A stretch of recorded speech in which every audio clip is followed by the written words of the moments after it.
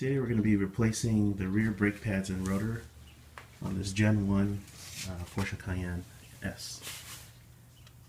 So I've got it properly jacked up along with the proper jack stand. And I'm going to take off the wheels. Make sure you have your lug nut key. And I've got an impact wrench just to make things a little faster. Okay, this is the brake wear pad sensor. The best way I can explain about removing this from the back here, this thing. This is the new one I have in my hand. You see, there's a clip up here. This clip, if you push this down, meaning with my thumb pressure, pushing this down lifts a little retaining clip inside the connector. By pushing this down will lift that connector. Okay, so off camera I removed this pin, and now this retaining clip spring is free. You can remove that now, and then these pads will come out.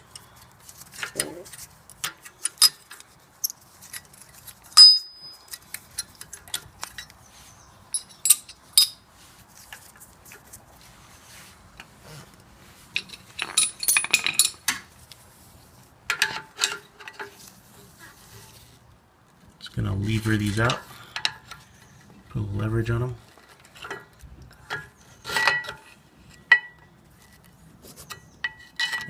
I'm pushing the pistons inside the caliper by doing this. It'll just be easier to put in the new ones later. So anyway, so you can pull these out and just keep going on that. Okay, so we've got the brake pads removed, and I use the brake pads themselves to spread out the caliper pistons, so that they've been pretty much pushed in, so that when I put in the new rotor and pads, it's easier to fit them in. And now I'm going to go into the back here. You'll see this brake line retaining bracket. Right here, you'll have to loosen this so that you can access basically that caliper bolt up here. So I'm just going to loosen this and have it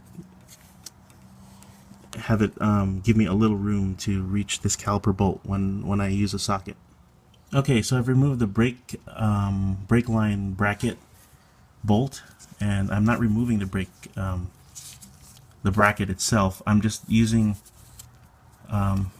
it just gives me enough room to reach in here with my 16-point socket to reach this caliper bolt. And you just move this aside, and then you can stick your socket in there. This is the brake parking brake line that you see here. So you can just move that a little bit so you can get to this. You're going to need this 16mm triple square XZN socket, and you can get it. Let's see here if I can get in focus. I got mine on eBay. You can get it from Pelican Parts. The caliper bolts are torqued on with 170 foot-pounds of pressure. So I gotta tell you, they're very difficult to remove. And the most successful technique I have found is to you need to be in the wheel well, like this, and while you're in the wheel well, you're pushing this forward, and your shoulder is against the back of the wheel well, and you're using your upper body basically as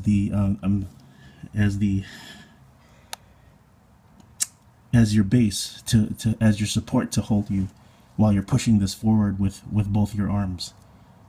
And that's how you loosen it. And that's basically the way I was able to loosen these, because they are really tight. And I don't think you should use impact tools, because you could strip out that bolt pretty easily. So anyway, these were able to come out, both of them. I use the same technique on the bottom one. And we're just going to remove this now.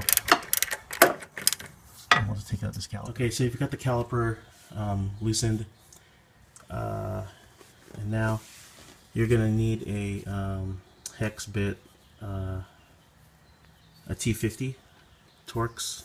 I'm sorry, not hex bit, Torx, and you're going to remove this Torx bolt from the rotor.